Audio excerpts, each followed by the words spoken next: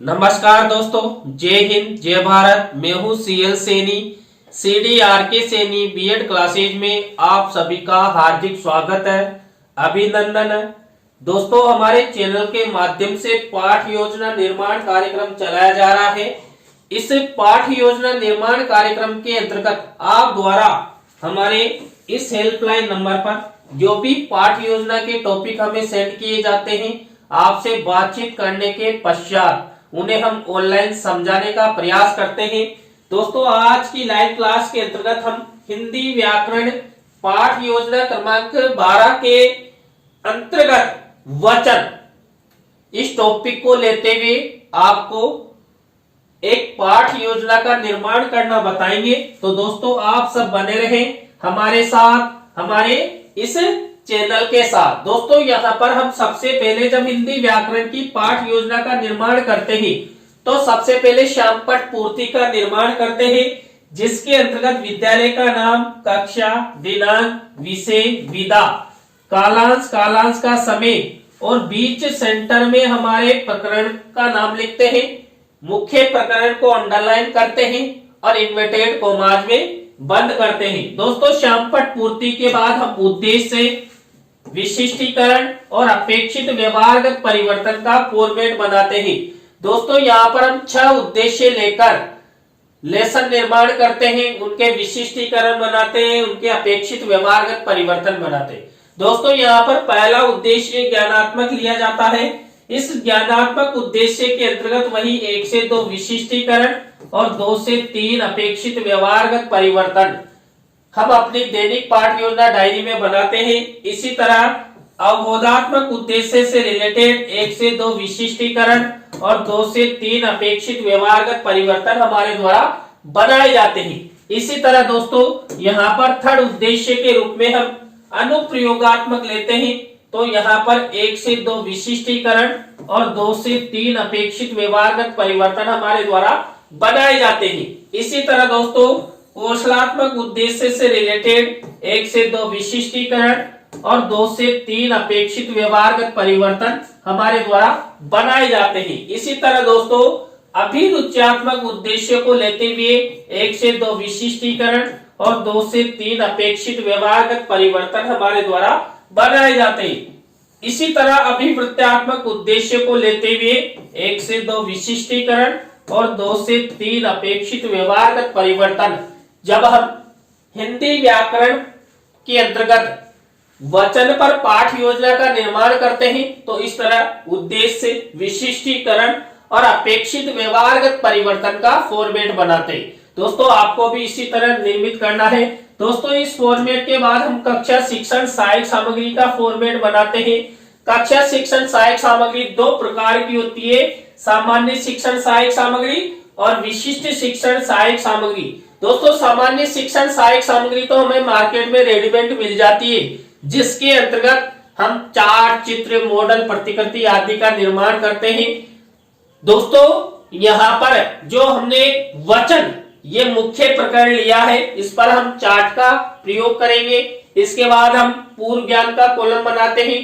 पूर्व ज्ञान के कॉलम के बाद दोस्तों, यहाँ पर हमारे द्वारा 3 टीचिंग पॉइंट लिए जाएंगे। तो ये सब वचन से रिलेटेड है। तो यहाँ पर पहला टीचिंग पॉइंट रहेगा वचन की परिभाषा, दूसरा टीचिंग पॉइंट रहेगा वचन के प्रकार, थर्ड नंबर का टीचिंग पॉइंट रहेगा एक वचन से बहुवचन बनाने के नियम। तो दोस्तों, यहाँ पर हम ये 3 टीचिंग पॉइंट लेंगे और वचन पर पाठ योजना का निर्माण करेंगे। दोस्तों, इसके बाद शिक्षण विधि प्रविधि का कॉलम आपको बना देना है। दोस्तों, इस फॉर्मेट के बाद हमारी मुख्य पाठ योजना शुरू होती है। दोस्तों, हमारी मुख्य पाठ योजना का पहला शिक्षण बिंदु, पहला सोपान, पहली स्टेप, पहला चरण होता है प्रस्तावना। इस प्रस्तावना शिक्षण बिंदु के अंतर्गत हम 3 से 5 प्रस्तावना के प्रश्न बनाते हैं। अंतिम प्रश्न समस्यात्मक होता है, प्रश्नों में तारतम्यता होती है, जिग जैग होता है, उत्तरों से ही प्रश्न बनाए जाते हैं। और दोस्तों, यहाँ पर ऐसे प्रश्न बनाए जाते हैं जिनका उत्तर छात्र छात्रा आसानी के साथ दे सके, छात्र छात्राओं के पूर्व ज्ञान पर आधारित हो, सरल हो, संक्षिप्त हो और बोधगम्यता लिए हुए तो दोस्तों यहाँ पर मैंने वचन पर प्रस्तावना के प्रश्न कैसे बनाए। पहला प्रश्न देखिए यहाँ पर, वर्तमान समय में शिक्षा का मंदिर किसे कहा जाता है? तो शिक्षा का मंदिर विद्यालय को कहा जाता है, जहां पर छात्र छात्रा अध्ययन करते हैं।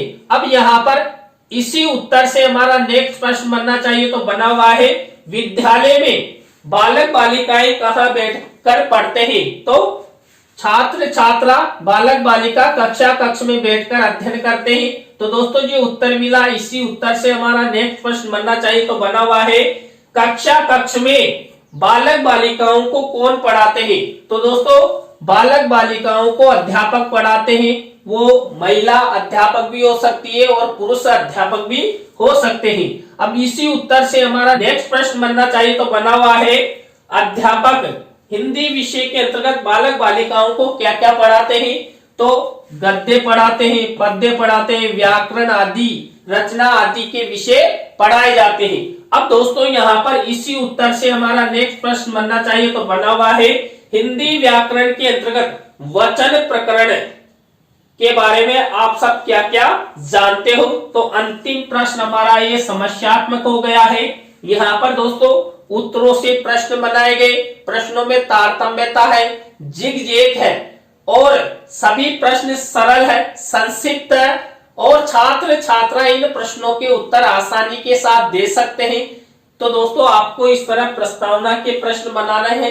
प्रस्तावना के प्रश्नों के बाद सेकंड स्टेप होती है हमारी उद्देश्य कथन की। दोस्तों यहाँ पर उद्देश्य कथन के माध्यम से छात्र छात्राओं को पाठ्याभि सूचना प्रदान करते हुए श्याम पट पर हमारे मुख्य प्रकरण का नाम लिखा जाता है। तो दोस्तों यहाँ पर उद्देश्य कथन किया गया है, बच्चों आज हम सब हिंदी व्याकरण के अंतर्गत वचन प्रकरण के बारे में विस्तार पूर्वक अध्ययन करेंगे। तो दोस्तों आप सब बने रहे हमारे साथ, हमारे इस चैनल के साथ। और दोस्तों आप हमारे चैनल की प्रत्येक वीडियो देखना चाहते हैं तो हमारे इस चैनल को सब्सक्राइब करें और पास ही बने बेल आइकन के बटन को जरूर दबावें। दोस्तों यहाँ पर प्रस्तावना उद्देश्य कथन के बाद हम थर्ड स्टेप के रूप में यहाँ पर पाठ प्रस्तुतिकरण की लेते हैं, प्रेजेंटेशन की लेते हैं। तो यहाँ पर इस प्रस्तुतिकरण के अंतर्गत जो मैंने आपको 3 टीचिंग पॉइंट बताए थे उन्हीं पर हम लेसन निर्माण करते हैं, लेसन प्रेजेंटेशन करते हैं। तो यहाँ पर हमारा पहला टीचिंग पॉइंट है वचन की परिभाषा। तो वचन की परिभाषा पहला टीचिंग पॉइंट हमने लिया। तो दोस्तों यहाँ पर हम सबसे पहले क्या करेंगे, छात्र छात्राओं को उदाहरण बताएंगे। तो हमने ये उदाहरण की स्टेप ली और हमने उदाहरण यहाँ पर लिखा श्याम पट पर। देखिए यहाँ पर मिनिएचर बनाकर ये श्याम पट पर उदाहरण लिखा गया है, कक्षा में बालिकाएं पढ़ रही है। अब यहाँ पर इसी उदाहरण के द्वारा हम ये प्रश्न पूछेंगे। तो इस तरह हमारे द्वारा ये प्रश्न बनाए जाते हैं उदाहरण से रिलेटेड। अब इसी टीचिंग पॉइंट यानी वचन की परिभाषा से रिलेटेड हम यहाँ पर स्पष्टीकरण करेंगे, जिसे हम छात्र अध्यापिका कथन भी कहते हैं। तो यहाँ पर वचन की परिभाषा, इसका स्पष्टीकरण यहाँ पर किया गया है। अब देखिए दोस्तों, जो हमने ये छात्र अध्यापिका कथन अर्थात स्पष्टीकरण किया, इसमें से कोई ऐसे शब्दों, सेंटेंस हो या परिभाषा हो जिसको हम श्यामपट की सहायता से छात्र छात्राओं को समझाना चाहते हैं, तो ऐसे शब्दों, सेंटेंसों या परिभाषाओं को यहाँ पर देखिए ब्लैक शीट के मिनिएचर पर श्यामपट के कॉलम पर समझा सकते हैं।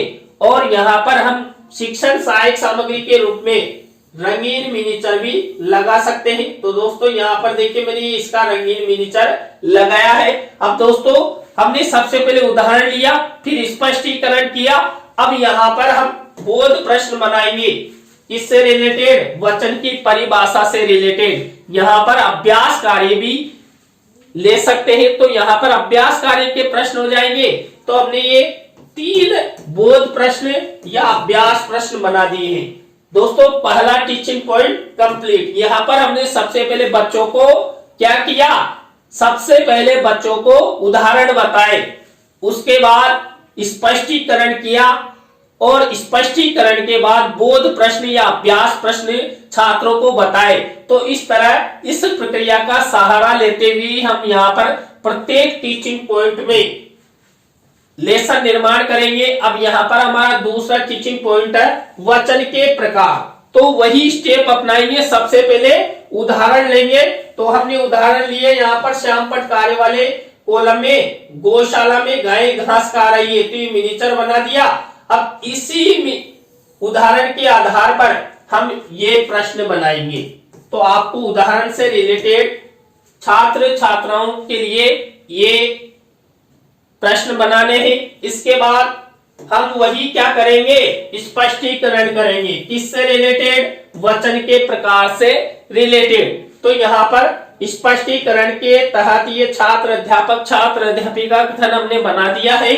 अब इसी में से कोई मुख्य शब्द, सेंटेंस या परिभाषा जिसको हम श्यामपट्ट की सहायता से छात्र छात्राओं को समझाना चाहते हैं, तो यहाँ पर हमने श्यामपट्ट कार्य वाले कॉलम में वही ब्लैक शीट का निर्माण किया और सिल्वर कलर के पेन से लिख दिया है। अब वही शिक्षण सहायक सामग्री के रूप में हम जो छात्रों को चार्ट दिखाएंगे तो उसका रंगीन मिनिएचर यहाँ पर बता दिया जाता है। अब वही हम क्या करेंगे, बोध प्रश्न या अभ्यास प्रश्न। किससे रिलेटेड, वही दूसरे टीचिंग पॉइंट वचन के प्रकार से रिलेटेड। तो हमने यहाँ पर देखिए ये बोध प्रश्न अभ्यास प्रश्न बनाए हैं।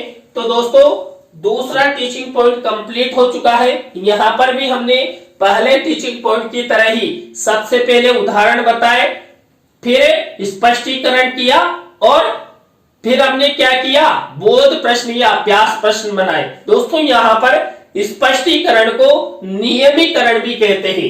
तो हमारा यहाँ पर थर्ड नंबर का टीचिंग पॉइंट है एक वचन से बहुवचन बनाने के नियम। अब यहाँ पर वही सबसे पहले उदाहरण, तो हमने उदाहरण लिया यहाँ पर श्यामपट्ट कार्य वाले कॉलम में मिनिएचर के रूप में ये ले लिया है।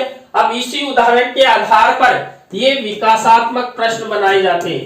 तो ये हमने विकासात्मक प्रश्न बनाए किससे रिलेटेड, एक वचन से बहुवचन बनाने के नियम से रिलेटेड। अब वहां पर हम वही स्पष्टीकरण अर्थात नियमीकरण करेंगे। तो ये स्पष्टीकरण नियमीकरण से रिलेटेड छात्र अध्यापक छात्र अध्यापिका कथन हो गया। मुख्य शब्द, सेंटेंस या परिभाषा जिसको हम श्यामपट्ट की सहायता से समझाना चाहते हैं, तो उनको हम श्यामपट्ट कार्य वाले कॉलम में वही ब्लैक शीट का निर्माण करते हुए सिल्वर कलर के पेन से हमने ये लिख दिया है। और यहाँ पर हम रंगीन मिनिएचर के रूप में ये शिक्षण सहायक सामग्री यहाँ पर मैंने लगा दी है। अब इसी टीचिंग पॉइंट से रिलेटेड यानी एक वचन से बहुवचन बनाने के नियम से रिलेटेड हम बोध प्रश्न करेंगे या अभ्यास प्रश्न बनाएंगे।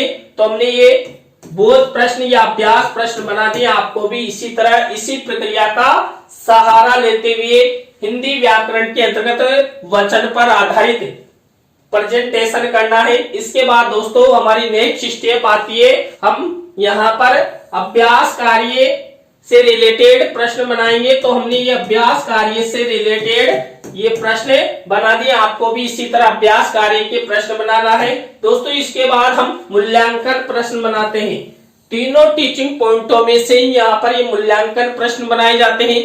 यहाँ पर तीन तरह के मूल्यांकन प्रश्न लिए जाते हैं। वस्तुनिष्ठ प्रश्न रिक्त स्थानों से रिलेटेड, लघुत्रात्मक अति लघुत्रात्मक से रिलेटेड। दोस्तों जब आप इस तरह मूल्यांकन प्रश्न बनाए तो ब्लैक शीट का निर्माण करेंगे और सिल्वर कलर के पेन से मूल्यांकन प्रश्न बना देंगे। मूल्यांकन प्रश्नों के बाद नेक्स्ट स्टेप आती है गृह कार्य की।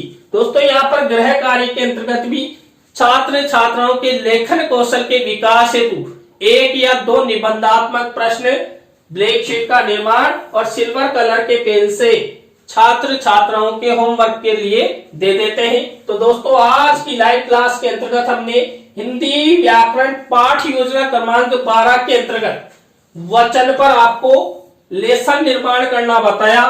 तो दोस्तों आज की लाइव क्लास आपको कैसी लगी कमेंट्स पे हमें जरूर बताएं। अच्छी लगी हो तो लाइक करें, कमेंट्स करें और अपने अपने दोस्तों को शेयर जरूर करें। और आप सब इसी तरह हमारे चैनल का सपोर्ट बनाए रखेंगे। तो आप द्वारा हमारे इस हेल्पलाइन नंबर पर जो भी पाठ योजना के टॉपिक हमें सेंड किए जाते हैं, हम आपसे बातचीत करने के पश्चात उन्हें ऑनलाइन समझाने का प्रयास करेंगे। तो दोस्तों, आज की लाइव क्लास में बस इतना ही।